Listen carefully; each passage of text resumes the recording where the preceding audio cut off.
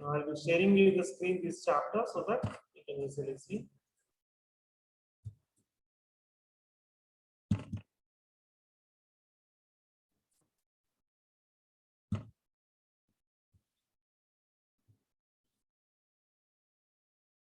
Sixth chapter, no?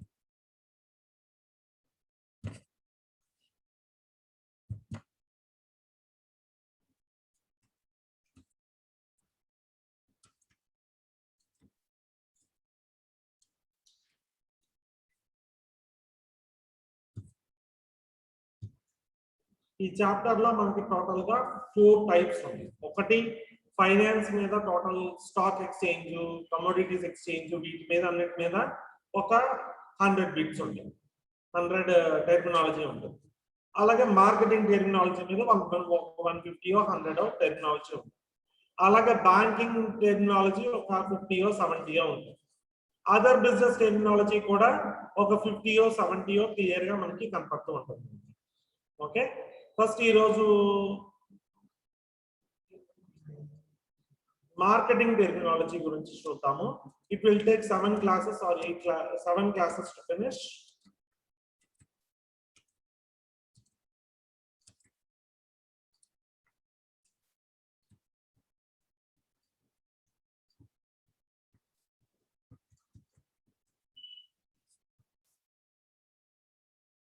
సరే, మనకి chapter లోకి వెళ్ళబోయే ముందు ఒక చిన్న ఇంట్రడక్షన్ కావాలి. మార్కెటింగ్ అంటే ఏంటి అంటే, marketing is a process of swapping of goods between buyer and seller for profit aimed at customer satisfaction. Buyer నుంచి సెల్లర్ గూడ్స్, బయ్యర్ నుంచి సెల్లర్ నుంచి బయ్యర్ కి, మళ్ళీ బయ్యర్ నుంచి మనీ సెల్లర్. మీరు రీటైల్ అవుట్లెట్కి వెళ్ళి కొన్నారండి గూడ్స్, వాడు గూడ్స్ మీకు ఇస్తాడు, మీరు మనీ వాళ్ళకి ఇస్తారు. అల్టిమేట్ గా మీరు ఎప్పుడు సాటిస్ఫై అవుతారు? ఆ గూడ్ ప్రాపర్ కండిషన్ లో ఉన్నప్పుడే సాటిస్ఫై అవుతారు, ఆ ప్రోడక్ట్ ప్రాపర్ క్వాలిటీలో ఉన్నప్పుడే సాటిస్ఫై అవుతారు. అర్థమైందా? బయ్యింగ్ అవ్వచ్చు, సెల్లింగ్ అవ్వచ్చు, రెండు ప్రాసెస్ ని కలిపి ఏమంటారంటే ట్రేడ్ ట్రాన్సాక్షన్ అంటే. ట్రేడ్ అంటే ఏంటంటే it's a process of buying and selling the goods. ఈ బయ్యింగ్ సెల్లింగ్ తో పాటుగా ఏం చేస్తారంటే they go for other issues, that is customer ఎలా సాటిస్ఫై అవుతారో అనలైజ్ చేస్తారు. ఫస్ట్ ఫార్మోస్ట్ స్టెప్ ఏం చేస్తారంటే కస్టమర్ ఎలా సాటిస్ఫై అవుతాడు, ఏం ప్రొడ్యూస్ చేస్తే సాటిస్ఫై అవుతాడని చూస్తారు, దాని ప్రకారం ప్రొడ్యూస్ చేస్తారు. ప్రొడక్షన్ అయిపోయిన తర్వాత ఉన్నటువంటి యాక్టివిటీని మార్కెటింగ్ అండ్ సేల్స్ యాక్టివిటీ అని. ఈ మార్కెటింగ్ యాక్టివిటీ అంటే కస్టమర్ సాటిస్ఫాక్షన్ కోసం మెయిన్ ఆబ్జెక్టివ్ తో పనిచేసే యాక్టివిటీని మార్కెటింగ్ యాక్టివిటీ అని. మళ్ళీ చెప్తున్నాను, హియర్ మార్కెటింగ్ యాక్టివిటీ అంటే ఏంటి? Process of purchasing and selling of the goods aimed at customer satisfaction. Marketing activity ఎక్కడ స్టార్ట్ అవుతుంది? కస్టమర్ నీడ్స్ ని ఐడెంటిఫై చేసి వాటిని సాల్వ్ చేసేంత వరకు ఉన్నటువంటి టోటల్ ప్రాసెస్ ఏమంటారంటే మార్కెటింగ్ యాక్టివిటీ అని. బయ్యింగ్ సెల్లింగ్ రెండింటిని కలిపి ఏమంటారు? ట్రేడ్ ట్రాన్సాక్షన్ అని. The process of purchasing and selling the goods is called as trade transaction. Trade transaction అంటే ఏంటండి? Buying and selling transactions need trade and selling of goods together we will be calling it as trade transaction. Trade is a part of marketing or marketing is a part of trade? Marketing లో trade Part of marketing. Trade is a part of marketing. అర్థమైందా? Trade అనేది marketing లో ఒక చిన్న భాగం. అర్థమైందా? ఈ marketing యాక్టివిటీలో major role ఎవరు ప్లే చేస్తారంటే కస్టమర్స్, కన్స్యూమర్స్. కస్టమర్ అంటే ఎవరు, కన్స్యూమర్ అంటే ఎవరు? కస్టమర్ అంటే ఎవరైతే పర్చేస్ చేస్తారో వాళ్ళని కస్టమర్ అంటే. అతను యూజ్ చేసుకోవచ్చు, యూజ్ చేసుకోకపోవచ్చు. కానీ కన్స్యూమర్ అంటే ఎవరు? ఎవరైతే యూజ్ చేసుకుంటారో వాళ్ళని కన్స్యూమర్ అంటే. అతను కొనొచ్చు, కొనకపోవచ్చు. మళ్ళీ చెప్తున్నాను, హియర్ కస్టమర్ కి కన్స్యూమర్ కి తేడా తెలుసుకోవాలి. కస్టమర్ అంటే ఎవరు? ఎవరైతే పర్చేస్ చేస్తారో వాళ్ళని కస్టమర్స్ అంటారు. వాళ్ళు యూజ్ చేసుకోవచ్చు, యూజ్ చేసుకోకపోవచ్చు. కానీ సెకండ్ పార్ట్ ఏంటి? Who is called as consumer అంటే ఏంటి? Who uses the product. వాళ్ళు కొనొచ్చు, కొనకపోవచ్చు. మీరు బాగా వర్క్ చేస్తున్నారని చెప్పేసి మీ ఫాదర్ మీకు బైకో కారో కొనిపెట్టారు. Your father has bought a car because you are studying well. ఈ కేసులో ఎవరు కస్టమర్ అవుతారు, ఎవరు కన్స్యూమర్ అవుతారు? కస్టమర్ ఫాదర్ అవుతారు సార్, కన్స్యూమర్ వచ్చేసి సన్ ఆర్ డాటర్. ఎవరైతే యూజ్ చేసుకున్న వాళ్ళు కన్స్యూమర్ అవుతారు. ఇక్కడ నేను చెప్పేది ఏంటంటే, ఫాదర్ ఒకటి చెప్పారు, ఇహ నుంచి ఆ బైకో కారు నువ్వే యూజ్ చేసుకో అన్న. ఇప్పుడు ఫాదర్ కస్టమర్ అవుతారా, అవరా? అవుతారు సార్. ఎందుకు అవుతాడు? ఎందుకంటే ప్రోడక్ట్ కదా, తను పర్చేస్ చేస్తున్నాడు కాబట్టి ఖచ్చితంగా కస్టమర్ అవుతారు. అతను యూజ్ చేసుకోవచ్చు, యూజ్ చేసుకోవచ్చు. ఇక్కడ మీరేమవుతారు? కన్స్యూమర్ అవుతారు. ఎందుకు కన్స్యూమర్ అవుతారు? మేము యూజ్ చేస్తున్నాం కాబట్టి. యూజ్ చేసుకున్నారు, కానీ మీరు కొన్నారా? కొనలేదు సార్. కొనలేదు. పోనీ ఇంకో ఎగ్జాంపుల్ తీసుకుందాం. మీకు 1,00,000 రూపాయలు లాటరీ, ఒక 5 లాక్ రూపీస్ లాటరీ టికెట్ దొరికింది, మనీ 5 lakhs ఉన్నాయి. మీరు వెళ్ళి షాప్కి వెళ్ళి కార్ కొనుక్కొని తెచ్చుకున్నారు. ఈ కేసులో మీరు కన్స్యూమర్ అవుతారా, కస్టమర్ అవుతారా? Customer sir. మేము వెళ్ళి పర్చేస్ చేసుకున్నాం కాబట్టి. కన్స్యూమర్ అవరా? కన్స్యూమర్ కూడా అవుతాం సార్ యూజ్ చేస్తే. Because you have purchased the product, you will be called as customer. Because you are using the product, you will be called as consumer. ఈ కేసులో మీరు కస్టమర్ అవుతారు, కన్స్యూమర్ కూడా అవుతారు. Okay, there is no rule that ఒక person customer, ఒక person consumer అవ్వాలని rule ఏం లేదు. Same person can act as customer as well as consumer. ఇంకా మార్కెటింగ్ మిక్స్ అని ఒకటి. మార్కెటింగ్ యాక్టివిటీలో స్టార్టింగ్ స్టెప్ ఏమనుకున్నాం? Identifying the customer needs and wants. Customer needs and wants ని ఐడెంటిఫై చేసేటటువంటి ఏ యాక్టివిటీనైనా సరే, బిగినింగ్ స్టెప్ ఏ యాక్టివిటీనైనా సరే మార్కెటింగ్ లో చేస్తాం. First step in marketing activity ఏంటి? Identification of customer needs and wants. Final step ఏంటి మార్కెటింగ్ యాక్టివిటీలో? Satisfaction of customer needs and wants. ఏం చెప్పండి? ఫస్ట్ స్టెప్ ఏంటంటే మార్కెటింగ్ యాక్టివిటీలో identification of customer needs and wants. Last step ఏమో customer satisfy అయ్యారా లేదా అని తెలుసుకోవడం. Very nice. ఇప్పుడు ఎక్కడైతే స్టార్ట్ అయిందో అక్కడే ఎండ్ అవుతుంది. కాబట్టి marketing is a chained activity, is a process అంటారా? Chain activities. It is called as a process. Okay sir.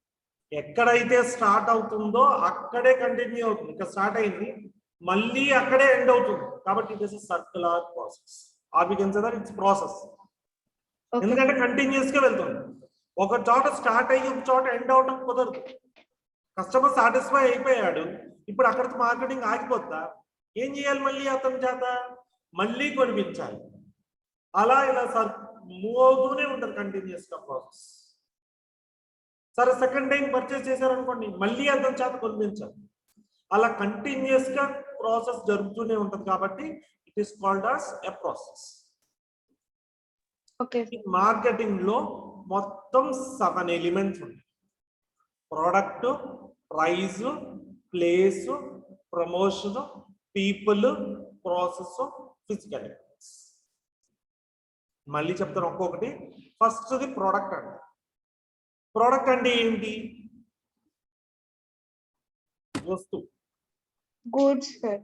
Goods. అంటే చిన్న డిఫరెన్సియేషన్ ఏంటంటే ప్రోడక్ట్ గూడ్ అవ్వచ్చు, సర్వీస్ అవ్వచ్చు. Okay sir. గూడ్ అని ఎప్పుడు అంటాం? అది టాంజిబుల్ గా ఉంటే. మీ ఫాదర్ కార్ కొనిపెట్టారు, అది గూడ్. ఎందుకు? దాన్ని పట్టుకోగలం, చూడగలం. మీ ఫాదర్ హాస్పిటల్కి వెళ్ళి మీకు ట్రీట్మెంట్ ఇప్పించారు, ఇంటాంజిబుల్ సార్ సర్వీస్. అది ఇంటాంజిబుల్ కాబట్టి it will be called as service. Yes sir. Product may be a good or may be a service. ఎప్పుడు గుడ్ అంటాం? ఎప్పుడైతే కస్టమర్ సాటిస్ఫై, ఎప్పుడైతే దాన్ని చూడగలమో, టచ్ చేయగలమో దాన్ని గుడ్ అంటాం. ఎప్పుడు దాన్ని సర్వీస్ అంటాం? ఎప్పుడైతే దాన్ని చూడలేమో, టచ్ చేయలేమో దాన్ని service. Health services, legal services, educational services, tourism services, transportation services, travelling services, health services, legal services, ఇట్లాంటి చాలా ఉంటాయి. Mutual fund services, financial services, stock broking services, ఇట్లా చాలా ఉంటాయి అన్నమాట. ఇప్పుడు మనకు కావాల్సింది ఏంటంటే మార్కెటింగ్ లో ఎన్ని ఎలిమెంట్స్ ఉంటాయి చూస్తే 4 ఎలిమెంట్స్ ఉంటాయి. First the product. ప్రోడక్ట్ అంటే ఏంటి? It A good are A service. దానికి ప్యాకేజ్ ఉంటుంది, లేబుల్ చేస్తారు, నెక్స్ట్ ఒక ట్రేడ్ మార్క్ ఇస్తారు, నెక్స్ట్ ఒక సెల్లర్ సెల్ చేసుకోవచ్చు, గ్రూప్ ఆఫ్ సెల్లర్ సెల్ చేసుకోవచ్చు. ఇలా ప్రాసెస్ జరుగుతూనే ఉంది. ఓకే, అది ప్రోడక్ట్ గురించి. Next price. ప్రైస్ ఎక్కువ ఫిక్స్ చేయాలంటే తక్కువ ఫిక్స్ చేయాలా? తక్కువ ఫిక్స్ చేయాలి సార్. జనరల్ గా అయితే ప్రైస్ తక్కువగా ఫిక్స్ చేయాలి. Yes sir. కానీ కొంతమంది BMW కార్స్ 1,50,000 ఎందుకు రావట్లేదండి? వాళ్ళ గుడ్ ప్రొడ్యూస్ చేసే కాస్ట్ ఎక్కువ కాబట్టి లో కాస్ట్ కి వాళ్ళు సెల్ చేయాలి. బ్రాండ్ వాల్యూ అనేది చాలా ఎక్కువ వాటికి. ఓకే. ఆ బ్రాండ్ వాల్యూ అనేది చాలా ఎక్కువ కాబట్టి వాటిని ఎక్కువ ప్రైస్ కి అమ్ముతారు. వాటిలో ఉండే ఫీచర్స్ ఎక్కువ. అర్థమైందా? ఇక్కడ వచ్చేటప్పటికి రెండోది ప్రైస్ ఏంటంటే చాలా మందికి ఒపీనియన్ ఏంటంటే, అందరికి ఒపీనియన్ ఏంటంటే ప్రైస్ అనేది తక్కువ ఉంటే కొంటారు అని. అది 100కి 100% ట్రూ. కానీ ప్రైస్ తో పాటుగా క్వాలిటీ కూడా మెయింటైన్ చేస్తే ఆ బిజినెస్ అనేది లాంగ్ టర్మ్ గా సర్వైవ్ అవుతుంది. ఓకే, ఇక్కడ నేను చెప్తున్నాం ప్రొడక్ట్, ప్రైస్. తర్వాత డిస్ట్రిబ్యూషన్ ఛానల్స్ అంటారు, అంటే ప్లేస్ అన్నమాట.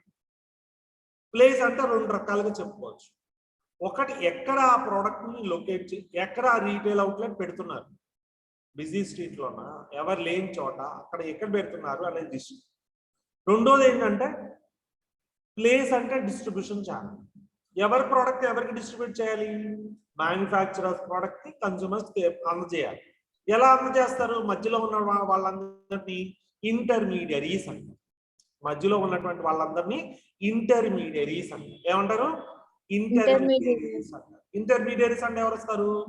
రీటైలర్స్, హోల్సేలర్స్, ఏజెంట్స్, బ్రోకర్స్, వీళ్ళందరినీ ఏమంటారంటే ఇంటర్మీడియరీస్.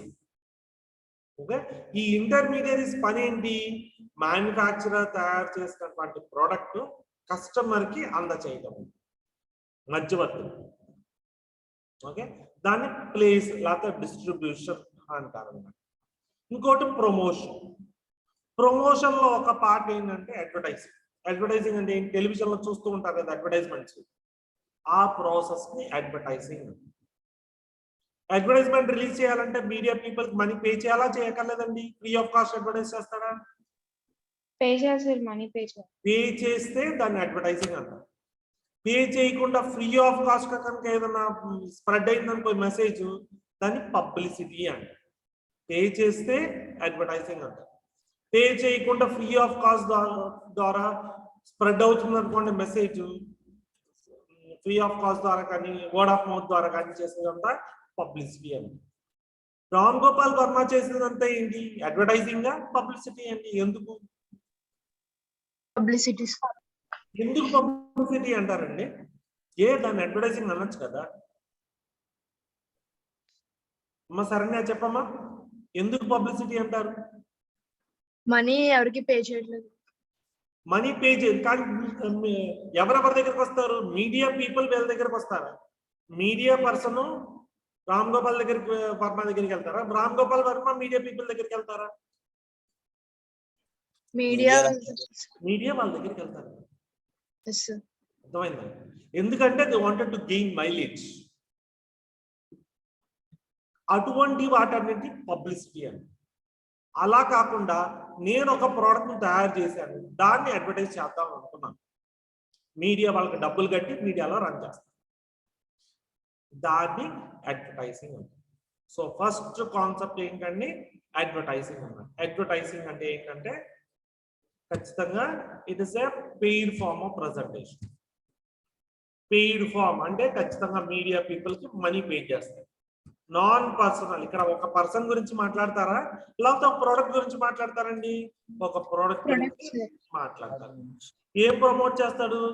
ఐడియాస్ ని ప్రమోట్ చేయొచ్చు, గూడ్స్ ని ప్రమోట్ చేయొచ్చు, లేకపోతే సర్వీసెస్ ని ప్రమోట్ చేయొచ్చు. ఇందాక అనుకున్నాం గూడ్ కి సర్వీస్ కి తేడా ఏంటండి? గూడ్ అనేది good tangible sir, service intangible. ఇప్పుడు అవసరం వచ్చింది సరే, ఎక్కడ అడ్వర్టైజ్ చేస్తారు? మీడియాలో. న్యూస్ పేపర్ అవ్వచ్చు, మ్యాగజైన్ అవ్వచ్చు, టెలివిజన్ అవ్వచ్చు, రేడియో అవ్వచ్చు, ఇలా చాలా ఉన్నాయి. వందల కొద్ది మీడియా ఉన్నాయి. Poster, bulletin boards, hoardings, booklets, pamphlets, brochures, catalogues, next vehicle advertising, transit advertising, చాలా రకాలు ఉన్నాయి. ఆ మీడియాలో మనకు తెలిసిన ఏంటి? News paper, magazine, television, radio, ఇవన్నీ మనకు తెలిసినవి కాబట్టి అక్కడ వాడాలి. ఓకే, అడ్వర్టైజింగ్ అంటే ఏంటి? మీడియాకి మనీ పే చేసి ఒక పర్సన్ గురించి కాకుండా ఒక ప్రోడక్ట్ గురించి కనుక అడ్వర్టైజ్ చేసినట్లయితే, ప్రమోట్ చేసినట్లయితే దాన్ని అడ్వర్టైజింగ్. అడ్వర్టైజింగ్ అనేది ప్రమోషన్ లో ఒక పార్ట్, గుర్తుపెట్టుకోండి. అడ్వర్టైజింగ్ అనేది ప్రమోషన్ లో ఒక part. Next after sales service అంటే, ఆఫ్టర్ సేల్స్ సర్వీస్ అంటే ఏంటి? ఆఫ్టర్ సేల్స్ సర్వీస్ అంటే ఏంటి? గూడ్స్ అమ్మేసిన తర్వాత సర్వీసెస్ ప్రొవైడ్ చేయడం. ఎగ్జాంపుల్ వారంటీ అంటే గూడ్స్ అమ్మేసిన తర్వాత ఏదైనా పని చేయకపోతే కస్టమర్ రిటర్న్ వచ్చి అడిగినప్పుడు రిపేర్స్, మెయింటెనెన్సెస్, ఇవన్నీ example for after sales service. వీటన్నిటి ఎగ్జాంపుల్ ఏంటి? After sales service. After sales service అంటే ఏంటి? సేల్ చేసేసిన తర్వాత గూడ్స్ ని వాటికి కాంప్లిమెంటరీ సర్వీసెస్ అనేవి ప్రొవైడ్ చేయడం జరుగుతుంది.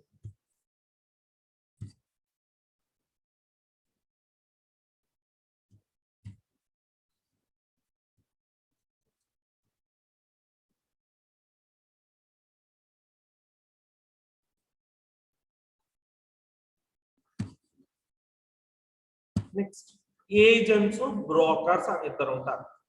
వీళ్ళని ఏమంటారని చెప్పుకున్నామండి ఇందాక? ఇంటర్మీడియరీస్. ఏజెంట్ కి బ్రోకర్ రెండు ఇంటర్మీడియరీస్ అంటారు. ఏజెంట్ కి బ్రోకర్ కి తేడా ఏంటంటే, ఏజెంట్ అనేవాడు రిప్రజెంటేటివ్ ఆఫ్ ద కంపెనీ. అంటే ఏజెంట్ అనేవాడు is representative of the company. అతనికి సాలరీ ఇచ్చి పే చేసి హైర్ చేసుకుంటారు company. On a permanent basis గా ఉంటారు అనమాట. రిలేటివ్లీ పర్మనెంట్ అంటే ఈ బ్రోకర్ తో పోల్చుకుంటే వీడు పర్మనెంట్ అన్నమాట. కానీ బ్రోకర్ అంటే ఏంటంటే ఈజ్ ఆల్సో అండ్ ఇంటర్మీడియరీ. కానీ ఇక్కడ బ్రోకర్ మెయిన్ ఉద్దేశం ఏంటంటే రెండు పార్టీస్ మధ్యవర్తం చేసేసి ఏం చేస్తాడు? సర్టెన్ అమౌంట్ ఆఫ్ గెయిన్ తెచ్చుకుంటాడు, ప్రాఫిట్ తెచ్చుకుంటాడు. Next barriers to trade. Barriers to trade అంటే ఏంటి? ఫర్ ఎగ్జాంపుల్ అమ్మాలన్నా కొనాలనుకోండి, గవర్నమెంట్ పర్మిషన్ తెచ్చుకోవాలి, లైసెన్స్ తెచ్చుకోవాలి, మార్కెట్ గురించి తెలియాలి, కాంపిటీషన్ ఎలా ఉందో తెలుసుకోవాలి. ఇవన్నీ బారియర్స్ టు ట్రేడ్, అడ్డంకులు ట్రేడ్ చేయాలంటే. లేకపోతే మనీ కావాల్సి వస్తుంది, క్యాపిటల్ కావాల్సి వస్తుంది, ఇన్వెస్ట్మెంట్ కావాల్సి వస్తుంది. ఇవన్నీ కూడా examples for barriers to trade. Barriers to entry వేరు, బ్యారియర్స్ టు ఎగ్జిట్ వేరు. బ్యారియర్స్ టు ఎంట్రీ, నేను కొత్తగా మార్కెట్ లో ఎంటర్ అవుదాం అనుకున్నాను, నాకు క్యాపిటల్ కావాల్సి వస్తుంది, ఇది బ్యారియర్ టు ఎంట్రీ. ఓకే, నాకు క్యాపిటల్ కావాల్సి వస్తుంది కాబట్టి this is called as barrier to entry. నాకు రా మెటీరియల్ కావాలి కాబట్టి it is also a barrier to entry. Competition ఉంటుంది కాబట్టి it is also a barrier to entry. Barrier to exit అంటే ఏంటి? గవర్నమెంట్ రూల్స్ రెగ్యులేషన్స్ ఉంటాయి, అవన్నీ ఫుల్ఫిల్ చేస్తే మాత్రమే బయటకు వెళ్ళాలి. లేకపోతే ఎవరిదైనా కాంట్రాక్ట్స్ లో ఉంటే ఆ కాంట్రాక్ట్స్ లో ఎగ్జిట్ అయ్యి ఆ తర్వాత వెళ్ళాలి. ఇక్కడ ఇచ్చారు చూడండి, examples for barriers to entry ఇచ్చారు. ఎకానమీస్ ఆఫ్ స్కేల్ అంటే ఏంటి? లార్జ్ క్వాంటిటీస్ లో ప్రొడ్యూస్ చేయాలి. ప్రోడక్ట్ డిఫరెన్షియేషన్ అంటే ఏంటి? మీ ప్రోడక్ట్ వేరే కాంపిటీటివ్ ప్రోడక్ట్ తో డిఫరెన్షియేట్ చేస్తూ ఉంటారు, వేరియేషన్ చూపిస్తూ ఉంటారు. క్యాపిటల్ రిక్వైర్మెంట్ అంటే ఏంటి? బిజినెస్ స్టార్ట్ చేయడానికి కొంచెం అమౌంట్ ఆఫ్ క్యాపిటల్ కావాలి. కాస్ట్ డిసడ్వాంటేజ్ అంటే ఏంటి? దీనికి చాలా ఎక్స్పెన్సెస్ అనేవి ఉంటాయి. Next access to the distribution channels అంటే ఏంటి? ఖచ్చితంగా మన ఒక ప్రోడక్ట్ రిలీజ్ చేసాము, ఆ ప్రోడక్ట్ కొనే వాళ్ళు ఉండాలి. ఫస్ట్ ఎవరు కొంటారు? హోల్సేలర్స్ కొంటారా, కస్టమర్స్ కొంటారా? మ్యానుఫ్యాక్చర్ దగ్గర నుంచి హోల్సేలర్స్ కొంటారు. ఇప్పుడు ఆ హోల్సేలర్ కొన్న ప్రోడక్ట్ ని ఎవరికి అమ్ముతాడు? హోల్సేలర్ కన్స్యూమర్ కి అమ్ముతాడు, రిటైలర్ కు అమ్ముతాడు, రిటైలర్ అమ్ముతారు, రిటైలర్ కన్స్యూమర్ కి అమ్ముతాడు అనుకోండి. ఇక్కడ డిస్ట్రిబ్యూషన్ ఛానల్స్ అంటే ఏంటి? ఛానల్ అంటే పాత్, డిస్ట్రిబ్యూషన్ అంటే ఎవరి ప్రోడక్ట్ ఎవరికి కన్వే చేస్తున్నాడు? మ్యానుఫ్యాక్చరర్ ప్రోడక్ట్ కస్టమర్ కి కన్వే చేస్తున్నాడు. వాళ్ళ మధ్యవర్తుల్ని డిస్ట్రిబ్యూటర్స్, ఇంటర్మీడియరీస్ అంటారు. ఆ పాత్ ని డిస్ట్రిబ్యూషన్ ఛానల్ అంటారు. అలాగే గవర్నమెంట్ పాలసీ ఉంటుంది, గవర్నమెంట్ పాలసీ వల్ల ఎగ్జిట్ అవటం కష్టం.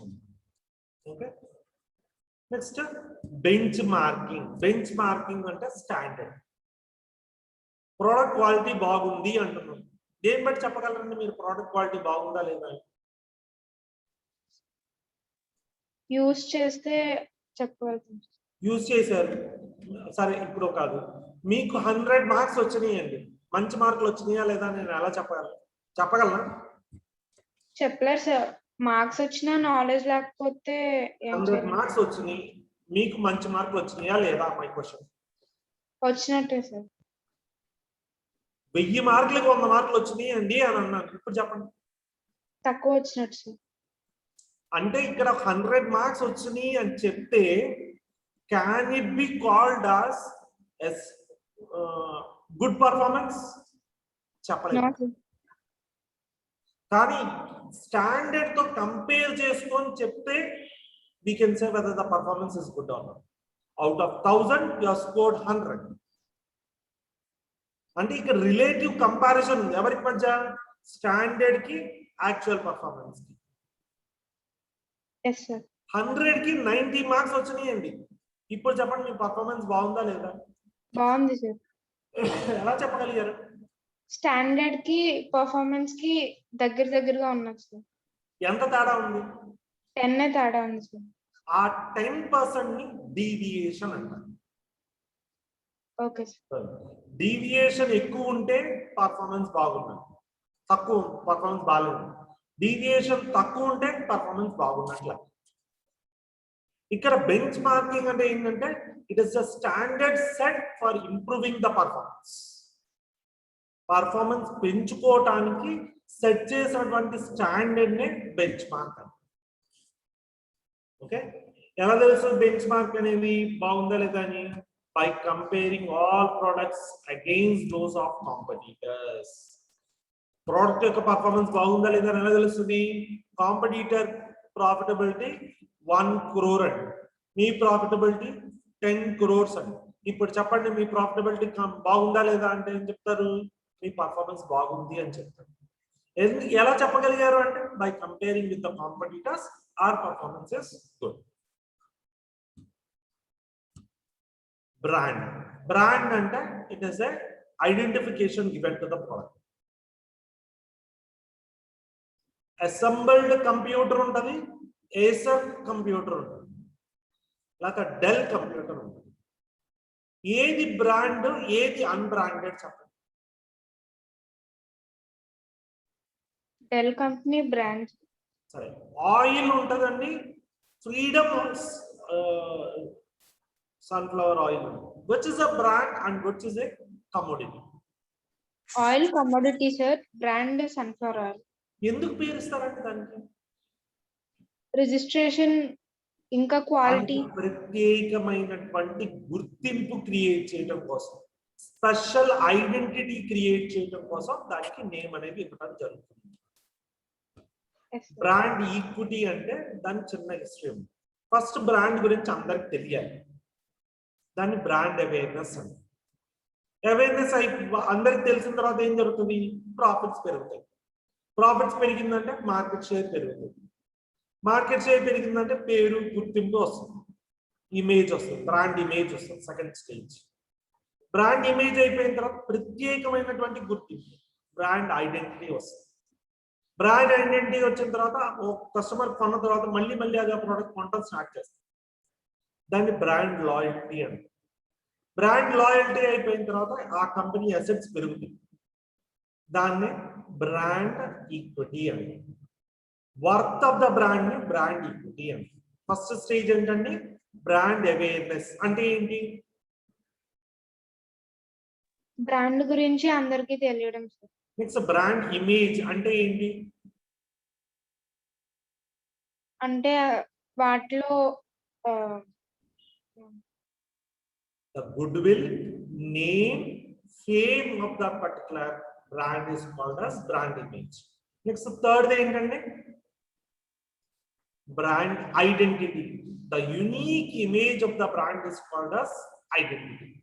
తర్వాత వర్త్ పెరుగుతుంది, worthiness of the brand కానీ assets and liabilities associated with the brand కానీ ఏమంటారంటే బ్రాండ్ ఈక్విటీ అంటారు. బ్రాండ్ ఈక్విటీ ఎప్పుడు పెరుగుతుంది? బ్రాండ్ లాయల్టీ పెరిగితే.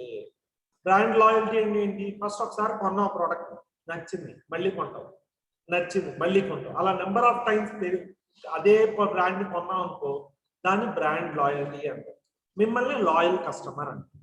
ఓకే, మళ్ళీ అడుగుతున్నాను, బ్రాండ్ అవేర్నెస్ అంటే ఏంటండి? The familiarity or awareness regarding the brand is called as brand loyal, brand awareness. తర్వాత ఇమేజ్ అంటే ఏంటండి? Goodwill, fame. Next brand identity అంటే ఏంటండి?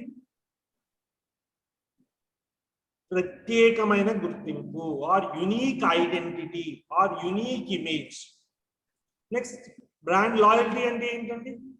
ఒక కస్టమర్ ఎక్కువసారి సేమ్ కంపెనీలో గూడ్స్ పర్చేస్ చేస్తే ఆ కస్టమర్, ఆ కన్స్యూమర్ ఆ బ్రాండ్ కి లాయల్టీగా ఉండొచ్చు.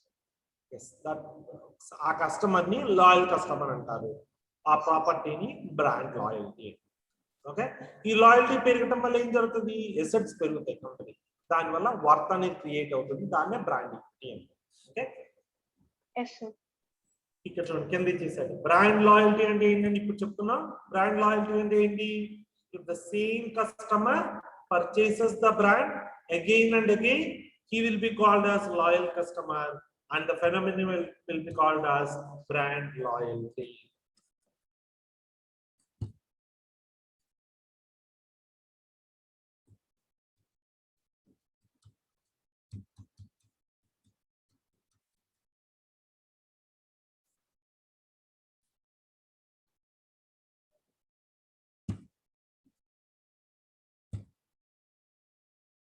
బ్రాండ్ రికగ్నిషన్ అంటే ఏంటండి?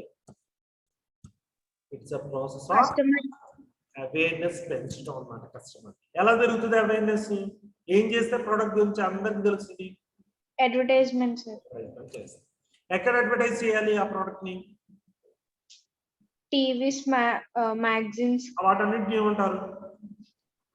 మీడియా అంటారు. ఓకే, నెక్స్ట్ బిజినెస్ మోడల్ అంటే ఏంటంటే ఒక బిజినెస్ కనుక సక్సెస్ అయింది అనుకోండి, ఒక స్ట్రాటజీ ఫాలో అయ్యి బిజినెస్ సక్సెస్ అయింది అనుకోండి, మిగతా వాళ్ళందరూ దాన్ని మోడల్ గా సెట్ చేసుకునే కదా బిజినెస్ రన్ చేస్తారు. Business model. బిజినెస్ పోర్ట్ఫోలియో అంటే collection of businesses or collection of products. ఒక business large number of products release చేస్తుంది అనుకోండి, it's called as product portfolio. ఒక బిజినెస్ చాలా నెంబర్ ఆఫ్ సబ్ బిజినెసెస్ చేస్తుంది అనుకోండి, it is called as business portfolio. Okay, ఇప్పుడు మీకు కంప్యూటర్ కావాల్సి వచ్చిందండి, ఏం చేస్తారు? స్టోర్ కి వెళ్ళి కొనుక్కుంటాం సార్. స్టోర్కి వెళ్ళి కొంటారు. ఒక ఫర్ ఎగ్జాంపుల్ స్కాలర్ కి ఒక 100 కంప్యూటర్స్ కావాల్సి వచ్చినాయి, ఏం చేస్తారు? రీటైలర్ దగ్గరికి వెళ్ళి బల్క్ గా డైరెక్ట్ గా రీటైలర్ దగ్గరికి వెళ్తారా? అంటే ఆప్షన్ ఉంటే వెళ్తాం సార్, లేకపోతే స్టోర్ లోనే తీసుకుంటాం. ఒక రీటైలర్ దగ్గరికి వెళ్తారా, లార్జ్ నెంబర్ ఆఫ్ రీటైలర్స్ దగ్గరికి వెళ్తారు? లార్జ్ నెంబర్ ఆఫ్ రీటైలర్స్ అంటే కంపేర్ చేసుకుంటాం. ఇంకా ప్రాసెస్ ఏంటంటే లార్జ్ నెంబర్ ఆఫ్ రీటైలర్స్ కి మాకు కావాలి అని చెప్తారు. వాళ్ళందరూ ఏం చేస్తారు? బిడ్స్ వేస్తారు. బిడ్స్ వేసిన తర్వాత ఆ బిడ్ ఏది లీస్ట్ కాస్ట్ హైయెస్ట్ కాస్ట్ చూసుకుంటారు. వాళ్ళకి కావాల్సిన స్పెసిఫికేషన్స్ ప్రకారం ఆ బిడ్ ఎంత ఉంది అని చూసుకుంటారు. బిడ్ కనుక ఎక్కువ ఉందనుకోండి దాన్ని పర్చేస్ చేస్తారు. బిడ్ కనుక తక్కువ ఉందనుకోండి దాన్ని ఎవరి బిడ్ అయితే తక్కువ ఉందో ఆ బిడ్ని యాక్సెప్ట్ చేస్తారు. యాక్సెప్ట్ చేసిన తర్వాత ఆ యాక్సెప్టెన్స్ బిజినెస్ ఫామ్ కి రీటైలర్ కమ్యూనికేట్ చేస్తారు, రీటైలర్ సప్లై చేస్తారు. ఇదంతా అలా ప్రాసెస్ ఇన్వాల్వ్. దీన్నే B2B బిజినెస్ అంటారు. ఇక్కడ ఒక ఆర్గనైజేషన్ ప్రోడక్ట్స్ ని వేరే ఆర్గనైజేషన్ దగ్గర నుంచి కొనుక్కుంటుంది. ఒక బిజినెస్ ఫామ్ ఇంకో బిజినెస్ ఫామ్ దగ్గర నుంచి తీసుకొచ్చుకుంటుంది. For example car manufacturing unit ఉంది, దానికి టైర్స్ కావాలి, ఇంజిన్ కావాలి, స్పేర్స్ కావాలి, టూల్స్ కావాలి, అన్ని కావాలి. వాటన్నిటి కోసం ఏం చేస్తుంది? వేరే బిజినెస్ యూనిట్ దగ్గర నుంచి కొనుక్కోండి. దాన్ని B2B బిజినెస్ అంటారు. Next buyer behaviour. Buyer behaviour అంటే ఏంటంటే ఇక్కడ వచ్చేటప్పటికి కన్స్యూమర్ బిహేవియర్ అన్న బయ్యర్ బిహేవియర్ అంటే చాలా స్టెప్స్ ఉన్నాయి. మీరు ఎప్పుడు కొంటారండి? ఏ వస్తువైనా ఎప్పుడు కొంటారు? దాని అవసరం వచ్చినప్పుడు కొంటాం. అవసరం first need for the product ఉందా లేదా చూసుకుంటాం. ఆ స్టెప్ ని ప్రాబ్లం రికగ్నిషన్ ఉంది. తర్వాత ఏం చేస్తారు? సరే మీకు కంప్యూటర్ కావాలని అనుకున్నారు, తర్వాత ఏం చేస్తానండి? ఏ కంపెనీ ల్యాప్టాప్ బాగుంది అనుకుంటాం. ఏ బ్రాండ్ మంచిది తెలుసుకోవాలి. అంటే నెంబర్ ఆఫ్ ఆల్టర్నేటివ్స్ లిస్ట్ చేసుకుంటాం. లిస్ట్ చేసుకున్న తర్వాత ఏం చేస్తారండి? ఎక్కడ దొరుకుతుందో చూస్తాం సార్, అంటే ఎక్కడ లో ప్రైస్ ఉంటుంది అని. నెంబర్ ఆఫ్ ఆల్టర్నేటివ్స్ ని లిస్ట్ చేసుకున్నారు. పలానా చోట దొరుకుతాయి, పలానా చోట దొరుకుతాయి అన్ని లిస్ట్ చేసుకున్నారు. డెల్లా, ఏసరా, లేకపోతే ఇంకో బ్రాండ్, ఒక 10 బ్రాండ్స్ మీరు లిస్ట్ చేసుకున్నారు. ఎక్కడ అనేది కూడా చూసుకుంటారు. వాటి గురించి ఇన్ఫర్మేషన్ కలెక్ట్ చేస్తారా లేదండి? ఇన్ఫర్మేషన్ కలెక్ట్ చేసిన తర్వాత ఏం చేస్తారండి? ఒక బెస్ట్ ఆపర్చునిటీ సెలెక్ట్ చేస్తారు. నాకు ఏసర్ మానిటర్ లేకపోతే నేను తీసుకోను, లేకపోతే నాకు డెల్ మానిటర్ లేకపోతే తీసుకోను. అలా ఏంటంటే ఒక ఫైనల్ ఆల్టర్నేటివ్ సెలెక్ట్ చేస్తాను. సెలెక్ట్ చేసుకున్న తర్వాత పర్చేస్ చేస్తాను. అక్కడతో ప్రాసెస్ అయిపోద్దా? పర్చేస్ చేసిన తర్వాత మీ ఫీలింగ్ ఏంటి అని అడిగితే ఏం చెప్తారండి? 1 సంవత్సరం యూజ్ చేసుకున్నారు, మీ ఒపీనియన్ ఏంటి అని అడిగితే ఏం చెప్తారు? బాగా వర్క్ చేస్తే బాగుంది అంటాం సార్, బాగా వర్క్ చేయకపోతే బాగాలేదని చెప్తాం. అంటే కస్టమర్ సాటిస్ఫై అవ్వచ్చు, అవ్వకపోవచ్చు, డిస్సాటిస్ఫై అవ్వచ్చు. సాటిస్ఫై అవ్వచ్చు, డిస్సాటిస్ఫై అవ్వచ్చు. దాన్ని ఏమంటారు? Post purchase evaluation. ఎక్కడి నుంచి వచ్చింది? ఫస్ట్ ప్రోడక్ట్ యొక్క నీడ్ ఉండాలి. నీడ్ ఉంటే ఇన్ఫర్మేషన్ కలెక్ట్ చేయాలి, వేరే ఆల్టర్నేటివ్స్ లిస్ట్ చేసుకోవాలి, బెస్ట్ ఆల్టర్నేటివ్ ని సెలెక్ట్ చేసుకోవాలి. నెక్స్ట్ దాన్ని పర్చేస్ చేయాలి. పర్చేస్ చేసిన తర్వాత పోస్ట్ పర్చేస్ ఎవాల్యుయేషన్ చేయాలి. ఈ 6 స్టెప్స్ ని 1 లైన్ లో ఎవరైనా చెప్పగలరండి? ఫస్ట్ నీడ్ తెలుసుకోవాలి సార్.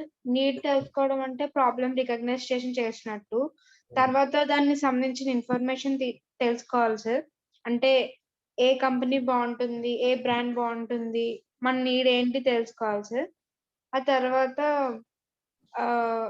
అది ఆల్టర్నేటివ్స్ సెర్చ్ చేసుకోవాలి సార్, ఎక్కడ బాగుంటుంది అనేది. బెస్ట్ ఆల్టర్నేటివ్ ని సెలెక్ట్ చేసుకోవాలి. Yes sir. మనకి ఏ టైప్ ఆఫ్ మోడల్ కావాలనేది సెట్ చేసుకోవాలి సార్.